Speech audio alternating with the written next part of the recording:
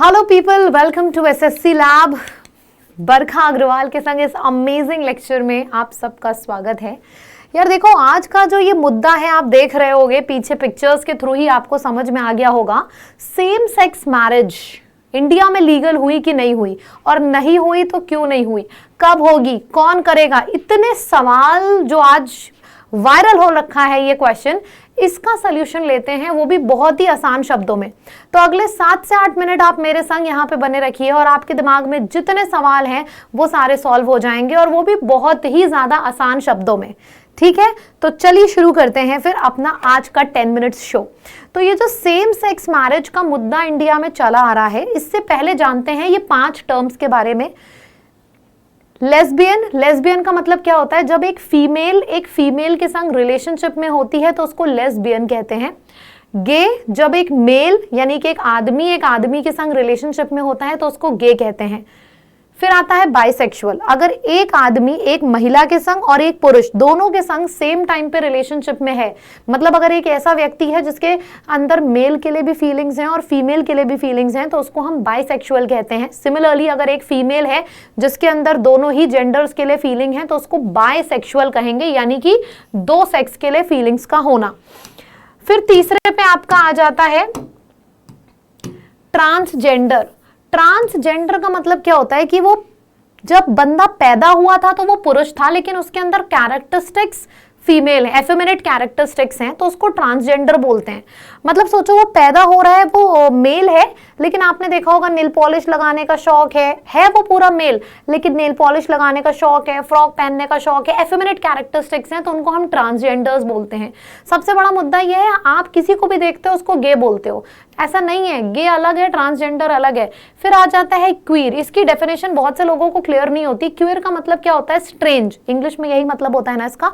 तो क्वीर को हम स्ट्रेंज बंदों को बोलते हैं, यानी कि जिनको ऐसा लगता है कि वो ट्रेडिशन को बिलोंग नहीं करते, मतलब उनका व्यू पॉइंट ये होता है कि हम अलग हैं, वो अपने आप को डिफाइन नहीं कर पाते लेकिन हम अलग हैं, तो ऐसा सोचने वाले हर व्यक्ति को क्यूअर बोलते हैं। तो ये पांचों के पांचों सबसे पहले टर्म्स ही समझ लो अच्छे से, तभी आपको मुद्दा समझ में आएगा। अब बारी होती है एक एक सवाल जो आपके दिमाग में चल रहा है। सबसे पहला सवाल, why is there a commotion regarding same sex marriage? ये सेम सेक्स मैरिज के लिए इतने हल्ला क्यों मच रहा है, हुआ क्या एक्चुअल में? तो देखो यार, आर्टिकल 377, आपको पता है आर्टिकल 377 में ये था कि आपका जो सेम सेक्स के लोग हैं वो रिलेशनशिप में नहीं रह सकते, और इसके ऊपर काफी हल्ला पहले भी हो चुका है, लेकिन 2018 में इसको डीक्रिमिनलाइज कर दिया गया। इंडियन पीनल कोड आर्टिकल 377 को डीक्रिमिनलाइज कर दिया गया, यानी कि ये बोल दिया गया कि अगर सेम सेक्स वाले लोग रिलेशनशिप में हैं तो वो अपने प्राइवेट स्पेस में कैसे भी रिलेशनशिप में रहें, हमें कोई प्रॉब्लम नहीं है। तो इसको लीगलाइज कर दिया गया, लेकिन हाँ, आपको प्राइवेट स्पेस में रहना है, ऐसा बोल के ये सारी पहले 2018 की बात है, 377 को डीक्रिमिनलाइज करके बोल दिया गया कि सेम सेक्स वाले लोग रिलेशनशिप में रह सकते हैं, आप अपने प्राइवेट में कैसे भी रहो, किसी को कोई मतलब नहीं है। लेकिन यार, कमोशन इस चीज के ऊपर है कि उन लोगों की मांग ये हो गई है कि हमें प्राइवेट में नहीं, हमें पब्लिक में भी लीगली रहना है, हमारी मैरिज कराओ। मैरिज को बहुत सेक्रेड माना जाता है ना, तो हमारी मैरिज करवाओ। सिर्फ रिलेशनशिप ना, सिर्फ रिलेशनशिप को सही मत मानो, हमारी शादी को भी सही मानो।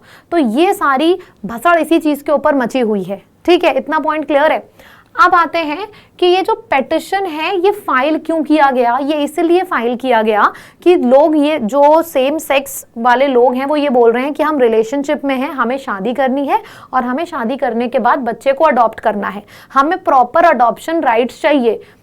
सरकार का मानना है कि भाई हम तुम्हें अडॉप्शन राइट्स नहीं दे सकते हैं, क्योंकि अडॉप्शन राइट्स के अंदर कुछ रूल्स हैं और वो रूल्स फॉलो नहीं होते। वो रूल्स तब फॉलो होंगे जब आप लोग, एक मेल और एक फीमेल शादी करेगा। अडॉप्शन का रूल नंबर 1 ये कहता है कि अगर कोई मेल इंसान है, मेल, और वो जाके फीमेल को अडॉप्ट करता है तो वो अडॉप्ट नहीं कर सकता। एक मेल और फीमेल मिलके एक फीमेल को अडॉप्ट सकते हैं, लेकिन मेल अकेला फीमेल को अडॉप्ट नहीं कर सकता। तो अगर एक गे कपल है, मतलब दोनों लोग पुरुष हैं, तो क्या वो कभी फीमेल अडॉप्ट कर पाएंगे? नहीं कर पाएंगे। मतलब एक चीज बदलने से हमें सारा का सारा नियम बदलना पड़ेगा, अडॉप्शन रूल बदलना पड़ेगा। तो ये इस वजह से फाइल हो क्यों रहा है? फाइल इसीलिए हो रहा है कि गे कपल है या फिर लेस्बियन कपल है, उनका बोलना है कि हम अडॉप्ट करेंगे, हमारी शादी को लीगल करो, पब्लिक में ले आओ, बाकी सभी चीजों की तरह, और स्पेशल मैरिज एक्ट के तहत हमारी शादी को लीगल बोल दो भाई। उसमें यही होता है ना, स्पेशल मैरिज एक्ट में क्या होता है कि आप बिना अपना रिलीजन चेंज किए शादी कर सकते हो। तो इन लोग का मानना है कि बिना जेंडर चेंज किए भी शादी करा दो, सीधा सा मुद्दा ये है। तो सारा का सारा पेटिशन इसीलिए फाइल किया गया था। और ये फाइल किया किसने है? Who filed the petition? आप लोगों को पता होगा, सुप्रियो चक्रवर्ती और अभय डांग, इन लोगों ने बेसिकली रिलेशनशिप में थे और इन्होंने बच्चे भी अडॉप्ट किए, मतलब, लेकिन इनको प्रॉपर पेरेंटल राइट्स जिसे कहते हैं ना लीगली, वो नहीं मिल रहे हैं, एक्सेप्टेड नहीं है। और क्यों नहीं एक्सेप्टेड है? क्योंकि दोनों सेम जेंडर के हैं और इंडिया में सेम जेंडर की शादी एक्सेप्टेड नहीं है। इस वजह से इन लोगों ने केस फाइल किया था कि भाई हमारे रिलेशनशिप को एक्सेप्ट किया तो शादी को भी करो, शादी को करो ताकि हम अपने बच्चे अडॉप्ट करें। और ये इसी पूरी चीज की वजह से इन लोगों ने ये पेटिशन फाइल कर दिया। ठीक है, What is the government stance? Government का स्टैंड सेम सेक्स मैरिज में यही है कि भाई अगर एक ये आदमी है और ये दूसरा आदमी है और इन दोनों की अगर शादी करो और ये एक बच्चे को अडॉप्ट करने के लिए जाएं, तो अडॉप्शन रूल, मैंने आपको बताया क्या बोलता है अडॉप्शन रूल, ये बोलता है कि जब तक एक आदमी और एक महिला नहीं है, फीमेल नहीं है, तब तक आप अडॉप्ट नहीं कर सकते हो किसी फीमेल को। ये अडॉप्शन रूल बोलता है। तो आपका अडॉप्शन रूल्स ही सारे खारिज हो जाएंगे। साथ ही साथ ये भी सरकार का मानना है कि भाई अगर तुम दोनों लोग मेल हो, अभी तुम लोगों के बीच में प्यार मोहब्बत है, बाद में लड़ाई हो गई, डिवोर्स हो गया, सब अलग अलग हो गए, तो ये बच्चा किसके पास जाएगा? बच्चा तो ये होता है ना कि माँ और बाप, यही होता है ना अडॉप्शन रूल में। तो तुम लोगों में से किसके पास जाएगा? दोनों को माँ समझेगा या दोनों को बाप? तो ये सबसे बड़ा सरकार का व्यू पॉइंट है कि हम कैसे लीगलाइज कर दें, तुम बताओ। सारा का सारा नियम चेंज करना पड़ेगा। मैरिज को बहुत ही सेक्रेट बोला है स्टेट में, तो ये हम कैसे करते हैं कि चलो तुम्हारा अभी सही है, बाद में अगर लड़ाई हो जाएगी तो किसके पास ये जाएगा? या फिर अडॉप्शन के सारे रूल्स बदलने पड़ेंगे। इसी वजह से सरकार का स्टैंड ये है कि मेरे साइड से सेम सेक्स की मैरिज अलाउड नहीं है। क्लियर और बोल्ड शब्दों में ये बोल दिया गया क्लियरली। अब फाइनल डिसीजन क्या है सुप्रीम कोर्ट का? तो सुप्रीम कोर्ट का फाइनल डिसीजन ये है कि ये जो मैटर है, उसने ये नहीं बोला कि यार ये अलाउड नहीं है। सुप्रीम कोर्ट ने ये बोला, जैसे हर किसी का एक दायरा होता है ना, तो सुप्रीम कोर्ट ने ये बोला कि हमारे लीगल दायरे के ये डिसीजन बाहर है, मतलब लीगल कॉम्पिटेंसी के बाहर है ये डिसीजन। अगर कभी भी आपको किसी भी एक्ट में कोई भी अमेंडमेंट्स करने होते हैं तो वो लेजिस्लेटर करता है। और स्पेशल मैरिज एक्ट 1954 में ये लोग बोल रहे हैं कि स्पेशल मैरिज एक्ट में अमेंडमेंट्स करो, और उसमें जो लिखा है ना कि सेम अलग अलग रिलीजन के लोग शादी कर सकते हैं बिना अपना रिलीजन चेंज किए। ये लोग बोल रहे हैं कि अलग अलग जेंडर के भी लोग शादी कर लें बिना अपना जेंडर चेंज किए। अलग अलग जेंडर, इस सेम जेंडर के भी लोग शादी कर सकते हैं, मतलब होमोसेक्सुअल शादी को अलाउ किया जाए। तो सुप्रीम कोर्ट का ये कहना है कि यार ये तो हुआ कि तुम कह रहे हो हमसे कि तो हम स्पेशल मैरिज एक्ट में चेंजेस लाएं, और अमेंडमेंट करना, चेंजेस लाना, ये तो लेजिस्लेटर का काम है। तो हमारे लीगल कॉम्पिटेंसी के बाहर है ये मैटर। तो ये इन्होंने ट्रांसफर कर दिया लेजिस्लेटर को कि आप कमिटी बनाओ, पॉलिसीज बनाओ, और साथ ही साथ इन्होंने एक डिसीजन अगर बोला जाए तो डिसीजन सीधे के सीधे ये 5 मेंबर की कमिटी ने सीधे के सीधे डिसीजन पास कर दिया है कि हमारे साइड से ये जो सेम सेक्स मैरिज है, दिस इज नॉट अलाउड, ये अलाउड नहीं है।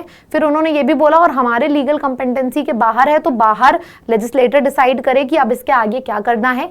दूसरा पॉइंट इन्होंने ये भी बोला साथ ही साथ कि हमने जो 2018 में डिसीजन दिया था कि सेम सेक्स के लोग अगर रिलेशनशिप में हैं तो उनके संग बेकदरी ना हो, उनके संग हैरेसमेंट ना हो, तो उन सारी चीज़ों के लिए स्ट्रिक्टली बोला है कि ठीक है, शादी को तो उसने मना कर दिया, लेकिन बोला है कि उनको रिस्पेक्ट से देखा जाए, उनके खिलाफ हैरेसमेंट ना हो, उनकी लाइफ है वो जैसे चाहे जी सकते हैं, बट मैरिज को नहीं किया। क्यों? क्योंकि उसके पीछे सारी चीज़ें मैंने आपको बता दी कि marriage is not a one day game कि आपने डिसीजन ले लिया, इसमें काफ़ी चीज़ें देखनी पड़ती हैं।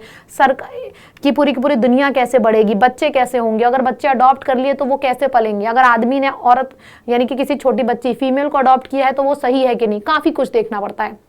तो इसने ये अपना फाइनल जजमेंट पास कर दिया सुप्रीम कोर्ट ने कि हमारे साइड से this is not allowed and I am passing on this judgement to the legislator, form a committee, make amendments and then will decide. तो यहाँ पे ये करके अभी के लिए ये चीज बिल्कुल मना हो गई है। तो आपके दिमाग में जो 4 से 5 क्वेश्चंस चल रहे थे उसका एकदम क्लियर कट आंसर मिला आप सभी लोगों को। so this was a wonderful information। देखो मेरा हमेशा से एक मानना है, मैं आपको द हिंदू पढ़ाती हूँ, जिसको नहीं पता है आप देख लो। द हिंदू होता है मेरा डेली सुबह 7 बजे, आज भी हुआ था। तो अगर आप मेरे से डेली द हिंदू पढ़ रहे हो तो ये जो मैं 10-10 मिनट्स के शोज कर रही हूँ वो आपको बहुत इंटरेस्टिंग लगेंगे, क्योंकि मेरा जो भी स्टूडेंट्स यहाँ पे इसको देखेंगे उसको ये पता होगा कि डिफिकल्ट से डिफिकल्ट चीज़ों को मैं फनल में डालती हूँ, बहुत ही आसान शब्दों में करके बाहर निकाल देती हूँ। तो ये जो इसमें आपको अभी मैंने जब ये खुद पढ़ा पूरा का पूरा जो इसका पेटिशन सारी चीज़ें पढ़ी तो बड़ी डिफिकल्ट लैंग्वेज में थी, बट आई वांटेड कि मैं इसको ऐसी लैंग्वेज में रिप्रेजेंट करूं कि आप क्या, आपका छोटा भाई, बड़ा भाई, पापा, मामा, चाचा, हर किसी को 10 मिनट में समझ में आ जाए कि पूरा मुद्दा चल क्या रहा है। तो ये मैंने अपने साइड से कोशिश करी है बहुत ही छोटे क्लियर कट शब्दों में आपको पूरा का पूरा बताने की कि एक्चुअल में ये हो क्या रहा है। इसी तरीके से हम डेली अपने पेपर को एनालाइज करते हैं, वोकैबुलरी सीखते हैं, रीडिंग सीखते हैं और चीज़ों की नॉलेज गेन करते हैं सुबह 7 बजे। तो द हिंदू में ज़रूर जुड़िए आप मेरे संग, आपको गजब का मज़ा आएगा और you will gain a lot of knowledge and in a very simple terms. Because मेरा एक मानना है कि किसी भी चीज़ को अगर आसान शब्दों में करके आप डिलीवर नहीं कर सकते हो तो उसका फिर पढ़ना ही बेकार है और पढ़ाना ही बेकार है, राइट। सो आई होप कि ये 10 मिनट का छोटा सा शो आपको अच्छा लगा होगा। एंड अगर अच्छा लगा है तो कमेंट में मुझे बस ये लिख के बता देना कि मैम इसी तरीके के आपको और शोज चाहिए। If yes, do let me know in the comment section. मुद्दा चाहे जितना भी कठिन हो 10 मिनट में एकदम कहानी की तरह आपको समझ में आएगा, ठीक है। So don't forget to write in the comment section कि did you like it. Okay, thank you so much.